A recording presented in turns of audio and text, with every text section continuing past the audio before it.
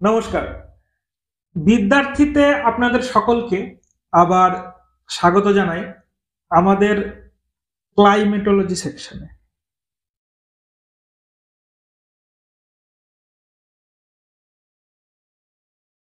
Climatology বলতে আমরা আবহাওয়া বিজ্ঞান এটাকে মোটামুটি একটু পড়ার চেষ্টা করছি। তো আমরা করছিলাম ফিজিক্যাল জিওগ্রাফি, যার অ্যাস্ট্রোনমি সেকশন এবং ওয়ার্ল্ড জিওগ্রাফি উইথ ম্যাপস আর জিওমরফোলজি,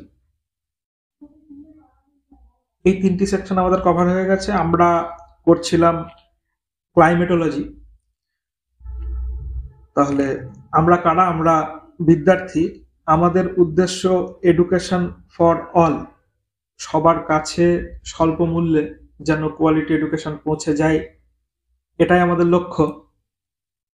আপনাদের যদি আমাদের উদ্দেশ্য ভালো লেগে থাকে তাহলে আমাদের চ্যানেলকে সাবস্ক্রাইব করবেন, লাইক ও কমেন্টের মাধ্যমে আপনাদের প্রতিক্রিয়া জানাবেন। আপনারা আমাদেরকে মেলও করতে পারেন vidyarthi.contact@gmail.com এ। বেশ, তাহলে শুরু করা যাক বিদ্যার্থীর আজকের প্রেজেন্টেশন। Wind types. বিভিন্ন ধরনের উইন্ড আমরা দেখতে পাই, তো সেগুলোর কিছু টাইপ আমরা দেখি। কিছু উইন্ড আমরা দেখতে পাই যেটা সারা বছরই আমাদের পৃথিবীর উপরিতলের সঙ্গে হরাইজন্টাল, মানে এইভাবে পৃথিবীর উপরে, এইভাবে পৃথিবী পৃষ্ঠের উপরে এইভাবে যে বাতাসটা প্রবাহিত হয়, এই উপরে উঠছে নিচে নামছে ওটা কিন্তু না, যেটা এইভাবে হরাইজন্টাল মুভমেন্ট। রিমেম্বার? তাহলে যে উইন্ডগুলি পার্মানেন্টলি সারা বছরই দেখা যায় সেগুলিকে আমরা বলছি ইস্টার্লি উইন্ড, ওয়েস্টার্লি উইন্ড আর পোলার ইস্টার্লি। আমরা এগুলি আগের দিন করেছিলাম, তাও আমরা আজকে আরেকবার একটু দেখে নিই। এটা যদি আমাদের পৃথিবী হয় এবং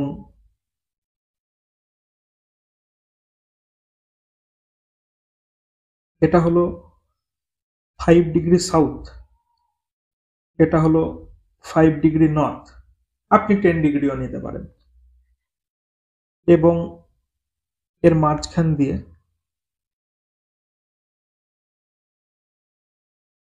মাঝখান দিয়ে নিরক্ষরেখাটা গেছে, যেটা 0 ডিগ্রি। এটাকে আমরা বলছি ITCZ, inter tropical convergence zone.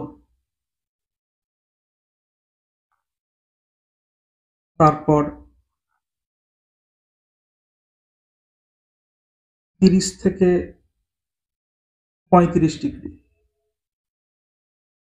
এটি হলো STHPZ, sub tropical high pressure zone. আমাদের মনে পড়ছে তো? আর এই এলাকা রয়েছে পোলার, আর পোলারের নিচে একটা 60 থেকে 65 ডিগ্রি, এটা হলো সাব পোলার লো প্রেশার রিজিয়ন। আমাদের মনে আছে? তাহলে এখানে লো প্রেশার আর এখানে হাই প্রেশার, তাহলে লো প্রেশারের থেকে হাই প্রেশারের দিকে বাতাস প্রবাহিত হবে, প্রেশার গ্রেডিয়েন্ট ফোর্স তৈরি হবে, এবং এই বরাবর যদি প্রেশার গ্রেডিয়েন্ট ফোর্স তৈরি হয় তাহলে কোরিওলিস ফোর্সের প্রভাবে উত্তর গোলার্ধে ডান দিকে বেঁকে যাবে এবং এইভাবে প্রবাহিত হবে। তাহলে এটাকে আমরা কি বলছি? Easterly wind.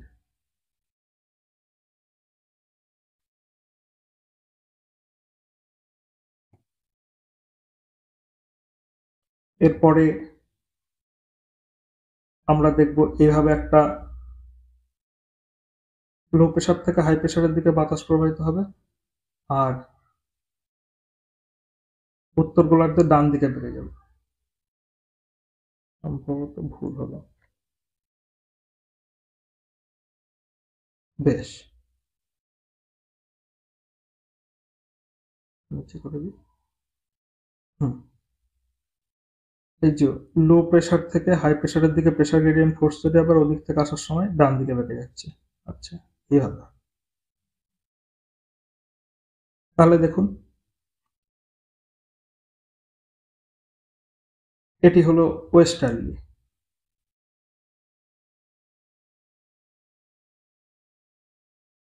এবং পোলার ইস্টার্লি,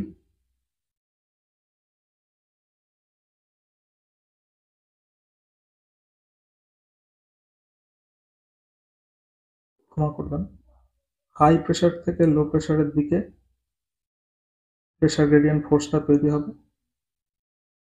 এবং উত্তর গোলার্ধে ডান দিকে বেড়ে যাবে।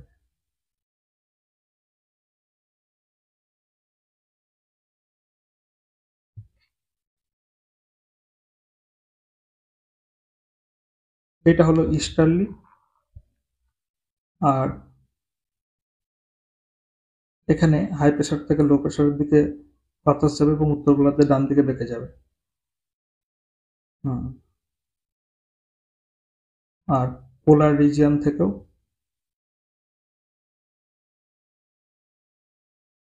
পোলার ইস্টার্লি। এইবার ঠিক আছে। আবার হাই প্রেশার থেকে লো প্রেশারের দিকে যাবে এবং দক্ষিণ গোলার্ধে বাঁ দিকে বেঁকে যাবে।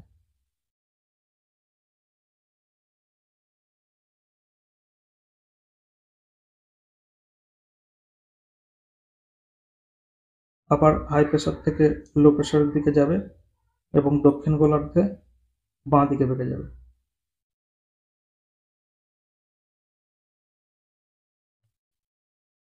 তাহলে এই যে বাতাসটা, এটা হলো ওয়েস্টার্লি। এই যে বাতাসটা আমরা দেখতে পাচ্ছি এখানে এবং এখানে, এই দুটিকে আমরা বলছি ইস্টার্লি উইন্ড, এবং এখানেও একটা ওয়েস্টার্লি উইন্ড, আর এটা পোলার ইস্টার্লি, এবং এখানে অ্যাজ ইউজুয়াল এইভাবেই পোলার ইস্টার্লি প্রবাহিত হবে। আমরা বুঝতে পারছি। তাহলে পার্মানেন্ট উইন্ডগুলির মধ্যে ইস্টার্লি, ওয়েস্টার্লি এবং পোলার ইস্টার্লি, এই তিনটি আমরা দেখলাম।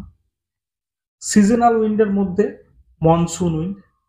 আপনাদেরকে অনুরোধ করব, আপনারা মনসুন উইন্ড নামটা মনে রাখুন। যখন আমরা ইন্ডিয়ান জিওগ্রাফি করব, তখন ভারতবর্ষের সাপেক্ষে ভারতবর্ষের মনসুন উইন্ড আমরা খুব ডিটেল স্টাডি করব।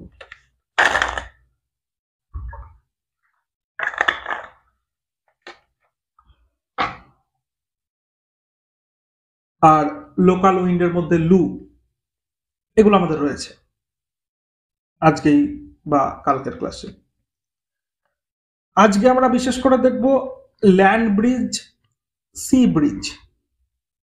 এর বিষয়টা কি বলছে? একটা ল্যান্ডের টুকরো এরকম রয়েছে, আর তার চারিদিকে সি বা ওশান রয়েছে। এবার বাতাস কিরকম হতে পারে? যে এই দিক থেকে এইদিকে প্রবাহিত হচ্ছে। তাহলে আমরা এই 1 নম্বর পয়েন্ট এবং 2 নম্বর পয়েন্ট, এই দুই জায়গায় দাঁড়িয়ে থাকতে পারি। যদি আমরা 1 নম্বর পয়েন্টে দাঁড়িয়ে থাকি, তাহলে আমরা কি দেখব? যে সি থেকে ল্যান্ডের দিকে বাতাস আসছে, বাতাস বয়ে আসছে। তাহলে এটাকে আমরা কি বলবো? সি থেকে আসছে, যে দিক থেকে আসে সেই দিক অনুসারে নাম হয়। ইস্ট থেকে আসে বলে ইস্টার্লি, ওয়েস্ট থেকে আসে বলে ওয়েস্টার্লি। তাহলে এখানে কি সি থেকে আসে, তাহলে সি ব্রিজ। ব্রিজ মানে বাতাস, ব্রিজ এরকম উচ্চারণ হয়। আর আমরা যদি 2 নম্বর পয়েন্টে দাঁড়িয়ে থাকি, তাহলে আমরা দেখব এখান থেকে বাতাসটা বেরিয়ে যাচ্ছে। তার মানে ল্যান্ড থেকে বাতাসটা সি এর দিকে যাচ্ছে, ল্যান্ড থেকে যাচ্ছে, সেই জন্য সেটাকে আমরা বলবো ল্যান্ড ব্রিজ। এটা কখন কিভাবে প্রবাহিত হয় এটা আমরা পড়ব। তারপর মাউন্টেন ব্রিজ আর ভ্যালি ব্রিজ। বিষয় হচ্ছে এইরকম একটা যদি পাহাড় থাকে, মাউন্টেন, এবার এই অংশটুকুকে বলবো মাউন্টেন, আর এই অংশটুকুকে বলবো ভ্যালি। এবার মাউন্টেন থেকে যখন ভ্যালির দিকে বাতাস প্রবাহিত হবে তখন কি হবে? Mountain bridge. আর ভ্যালি থেকে যখন মাউন্টেনের দিকে বাতাস প্রবাহিত হবে তখন তাকে বলবো ভ্যালি থেকে প্রবাহিত হচ্ছে, ভ্যালি ব্রিজ। তাহলে আমাদের আজকের ডিসকাশনে এগোনো যাক। প্রথম আমরা দেখছি ডেতে সি ব্রিজ আর নাইটে ল্যান্ড ব্রিজ প্রবাহিত হয়। আমরা একবার পড়িনি। দিনের বেলা জল ধীরে ধীরে গরম হবে, জল আস্তে আস্তে গরম হয়, কারণ আমরা যদি নদীর আশেপাশে থেকে থাকি, পশ্চিমবঙ্গে সাধারণত আমাদের বাড়ির পাশে একটা না একটা নদী থাকেই, তো আমরা নদীতে গেলে আমরা দেখতে পাবো যে দুপুর বেলায় নদীর ধারে যে বালি আছে সে বালি গরম হয়ে গেছে, কিন্তু নদীর জল তখনও ঠান্ডা। তার মানে কি, নদী খুব আস্তে আস্তে ঠান্ডা হয়। তাহলে সমুদ্র ভাবো, সমুদ্র আরো আস্তে আস্তে ঠান্ডা হবে, মানে আস্তে আস্তে গরম হবে, ঠান্ডা থাকবে। আমরা নদীর জল গিয়ে দেখি যে নদীর জল ঠান্ডা রয়েছে। তো এবার নদীর জলের সংলগ্ন যে বাতাসটা, সেই বাতাসটাও ঠান্ডা হবে। এবার সেই বাতাসটা যদি ঠান্ডা হয় তাহলে আমরা কি জানি যে ঠান্ডা বাতাসের মুভমেন্ট কম হয়, এক জায়গায় দাঁড়িয়ে থাকবে, ওই জায়গাটা হাই প্রেশার জোন ক্রিয়েট করবে। হাই প্রেশার জোন ক্রিয়েট এক জায়গায় হলো, আর আরেক জায়গায় যদি আমরা দেখি যে ল্যান্ডের উপর সূর্যের আলো পড়ছে, আমরা ছবি আঁকার চেষ্টা করব। এই হলো আমাদের সূর্য,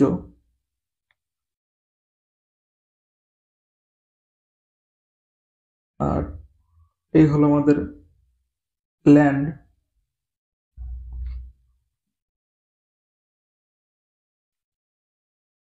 ঠিক আছে,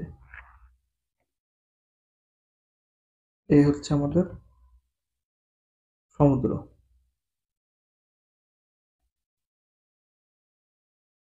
সি। এবার দিনের বেলায় কি হচ্ছে, সূর্য থেকে শর্ট রে আসছে,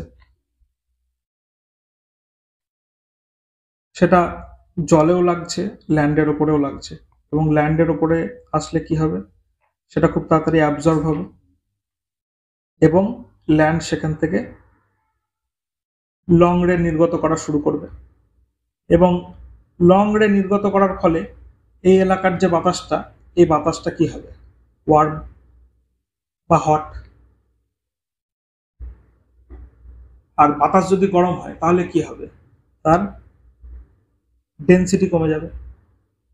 রিমেম্বার, ডেন্সিটি টার্ম কিন্তু আমরা খুব ভালোভাবে বুঝেছিলাম। এবার ডেন্সিটি কমে গেলে কি হবে, তার ওয়েট কমে যাবে।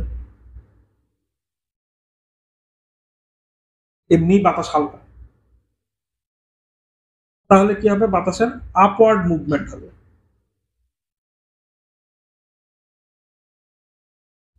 আর বাতাস যদি এখান থেকে আপওয়ার্ড মুভমেন্ট করতে শুরু করে তাহলে এই জায়গায় কি তৈরি হচ্ছে, লো প্রেশার, শূন্যস্থান তৈরি হচ্ছে, ভয়েড।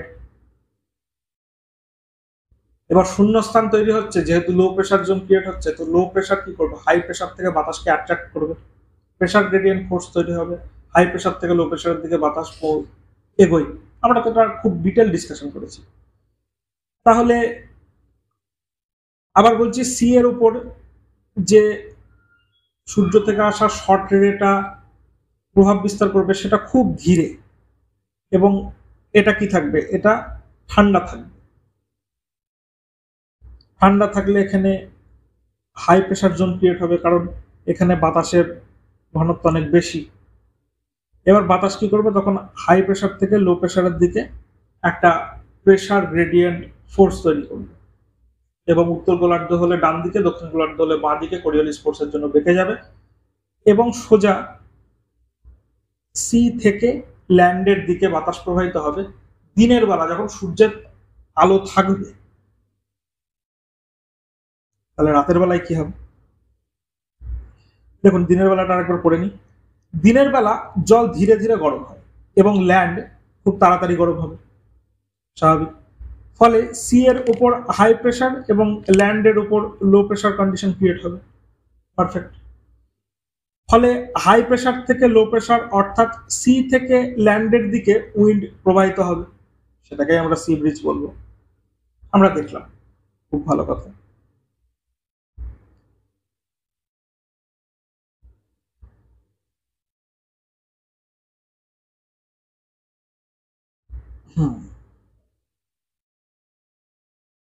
এবার আমরা দেখছি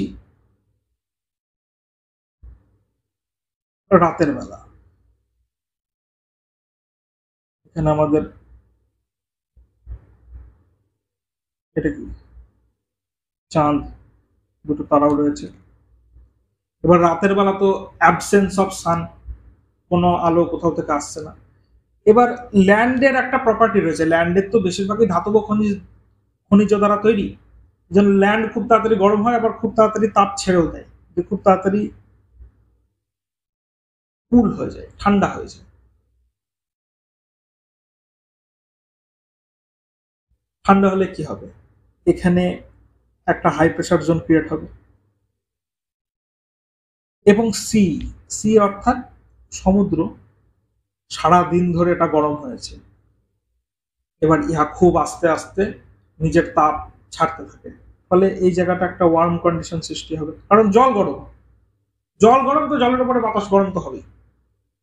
এবার বাতাস গরম হলে, এর আগে আমরা করলাম, উপরে উঠে যায়, আপওয়ার্ড মুভমেন্ট ঘটে, নিচে শূন্যস্থান সৃষ্টি হয়, মানে লো প্রেসার কন্ডিশন ক্রিয়েট হবে এবং এই যে হাই প্রেসার থেকে লো প্রেসারের দিকে বাতাস প্রবাহিত হবে, কোরিওলিস ফোর্সের জন্য বেঁকে যাবে, সেটা পরে যাবে। এই হাই প্রেসার থেকে লো প্রেসারের দিকে কি তৈরি হচ্ছে? একটা প্রেসার গ্রেডিয়েন্ট ফোর্স হচ্ছে। প্রেসার গ্রেডিয়েন্ট ফোর্স তৈরি হওয়ার জন্য উইন্ডের মুভমেন্ট হয়। খুব ভালো কথা। তাহলে এটা আমরা একবার পড়ে দেখি। রাতের বেলা জল আস্তে আস্তে ঠান্ডা হবে, ল্যান্ড তাড়াতাড়ি ঠান্ডা হয়ে যাবে, ল্যান্ড ধাতব খনিজ দ্বারা তৈরি। ফলে সি এর উপর লো প্রেসার এবং ল্যান্ডের উপর হাই প্রেসার কন্ডিশন ক্রিয়েট হবে। সমুদ্রের উপর, সি এর উপর লো প্রেসার, কেন? সমুদ্রের জল গরম রয়েছে, আস্তে আস্তে ঠান্ডা হচ্ছে, ফলে ও নিজের গরমটা ছাড়তে থাকবে, ফলে ওর উপরের বাতাসটা উপরে উঠতে থাকবে, ওখানে লো প্রেসার কন্ডিশন ক্রিয়েট হবে, হাই প্রেসার থেকে লো প্রেসারের দিকে বাতাস প্রবাহিত হবে। খুব সহজ, জাস্ট কাহিনী হিসাবে মনে রাখলেই হবে। ফলে সি এর উপর লো প্রেসার এবং ল্যান্ডের উপর হাই প্রেসার কন্ডিশন ক্রিয়েট হবে, ফলে হাই প্রেসার থেকে লো প্রেসারের দিকে অর্থাৎ ল্যান্ড থেকে সি এর দিকে উইন্ড প্রবাহিত হবে। তাহলে রাতে ল্যান্ড তাড়াতাড়ি ঠান্ডা হয়, ওই জন্য ল্যান্ড ব্রিজ। আমাদের মনে থাকবে তো? বেশ, আমরা আরো দুটি উইন্ড করি। একটা হলো মাউন্টেন ব্রিজ আর একটা ভ্যালি ব্রিজ। ব্যাপার দুটো কি দেখি। এই যে এটা হলো আমাদের সান, সূর্য। তাহলে সূর্য তার শর্টে নির্গত করছে এবং দিনের বেলায় আমরা যদি এরকম একটা পাহাড়কে দেখতে চাই, মাউন্টেন, তাহলে আমরা দেখব যে এই পাহাড়ের এই উপরের রিজিয়ানটা আমরা বুঝতে পারছি।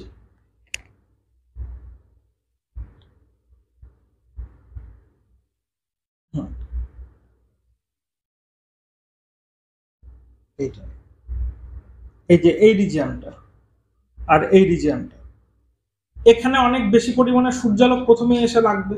দিনে যখন সূর্য উঠছে সবার আগে তো পাহাড়ের মাথায় দিয়েই আলোটা পড়বে, তো সেখানে কি হবে? সেখানে অনেক বেশি তাপ আসা শুরু করবে এবং তাপ আসার ফলে সেখান থেকে লং রে নির্গত হবে। প্রথমে কি হবে? ইনসোলেশন,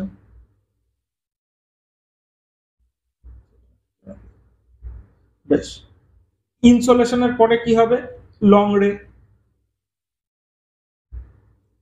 ফলে এখানে যে বাতাস থাকবে সেই বাতাসগুলো গরম হয়ে যাবে। লং রে ভূমি থেকে যখন ছাড়বে তখন ওর উপরে বাতাসটা গরম হয়ে যাবে, গরম হয়ে উপরে উঠে যাবে। তাহলে কি হবে? ওখানে একটা লো প্রেসার কন্ডিশন ক্রিয়েট হবে এবং ভ্যালিতে তখনও সূর্যের আলো পৌঁছয়নি, তাহলে ভ্যালি কি এখনো ঠান্ডা রয়েছে এখানে প্রচুর পরিমাণে কোল্ড উইন্ড জমা হয়ে রয়েছে, এখানে একটা হাই প্রেশার কন্ডিশন ক্রিয়েট হয়েছে, তাহলে হাই প্রেশার থেকে লো প্রেশারের দিকে বাতাসের মুভমেন্ট হবে। তো এখানে এই জায়গাটাকেও আমরা স্থলভাগ ধরে নেব, তাহলে এর তুলনায় হরাইজন্টাল, নাহলে বলুন আপনি ভার্টিক্যালি প্রবাহিত হচ্ছে, তাহলে বাতাস কোথায়? না, এই এই সারফেসের সঙ্গে 90 ডিগ্রি, ঠিক আছে, মানে সারফেসের সঙ্গে প্যারালাল 180 ডিগ্রি কম করবেন বা 0 ডিগ্রি।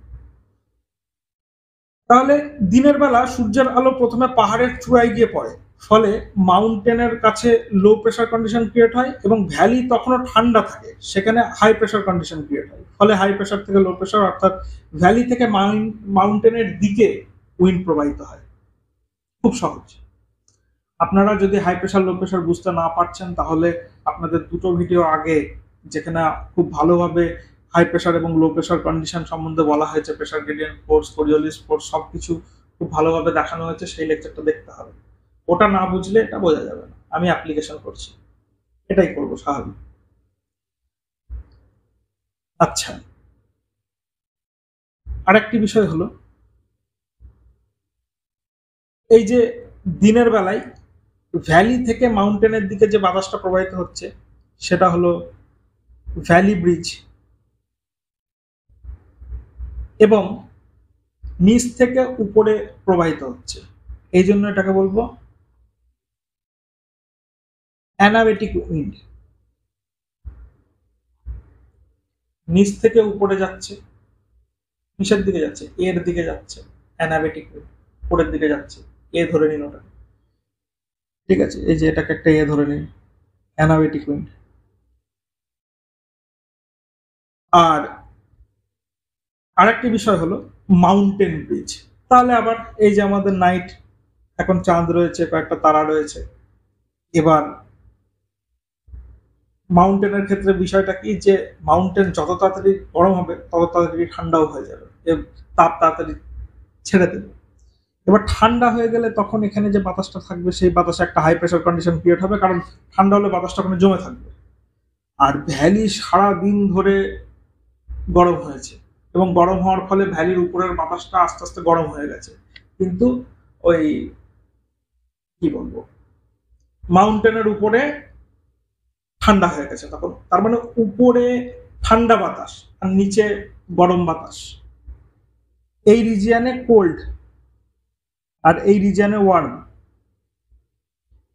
কিন্তু আমরা তো জানি হাইট বাড়ার সঙ্গে সঙ্গে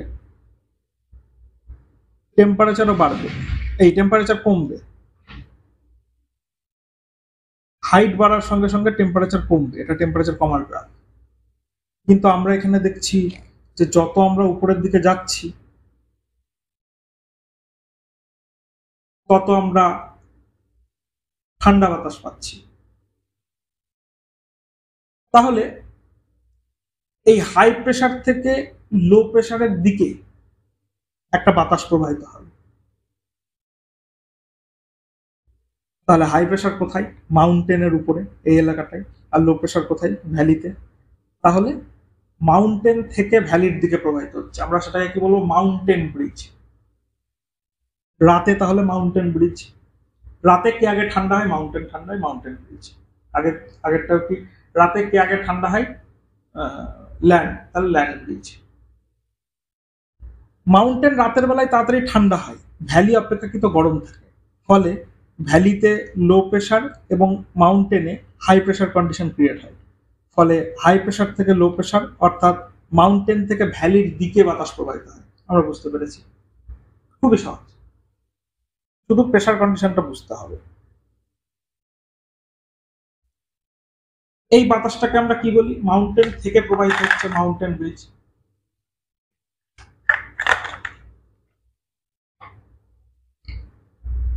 তাহলে আমরা আজকে কি কি পড়লাম? প্রথমে আমরা দেখলাম কিছু পার্মানেন্ট উইন্ড, ক্ষমা করবেন, ইস্টার্লি, ওয়েস্টার্লি এবং পোলার ইস্টার্লি, খুব ভালোভাবে আমরা দেখেছি। তারপর মনসুন উইন্ড আমরা দেখলাম, তারপর লোকাল উইন্ডটা আমরা পরের দিন দেখবো। মনসুন উইন্ডটা আমরা দেখবো ইন্ডিয়ান জিওগ্রাফির মধ্যে। আমরা দেখেছি land bridge, sea bridge, mountain bridge, valley bridge. তাহলে আমাদের আজকের লেকচার আমরা এখানেই শেষ করছি। আমরা কারা? আমরা বিদ্যার্থী। আমাদের উদ্দেশ্য এডুকেশন ফর অল, সবার কাছে স্বল্প মূল্যে যেন কোয়ালিটি এডুকেশন পৌঁছে যায়, এটাই আমাদের লক্ষ্য। আমাদের এডুকেশন আদৌ কোয়ালিটেটিভ হচ্ছে কিনা এটার বিচার আপনারা করবেন। আপনারা আমাদের উদ্দেশ্য যদি পছন্দ করে থাকেন তাহলে আমাদের চ্যানেলকে সাবস্ক্রাইব করবেন, লাইক ও কমেন্টের মাধ্যমে আপনাদের প্রতিক্রিয়া জানাবেন। আপনারা আমাদেরকে মেলও করতে পারেন vidyarthi.contact@gmail.com এ। এতক্ষণ আমাদের সঙ্গে থাকার জন্য আপনাদেরকে অনেক অনেক ধন্যবাদ।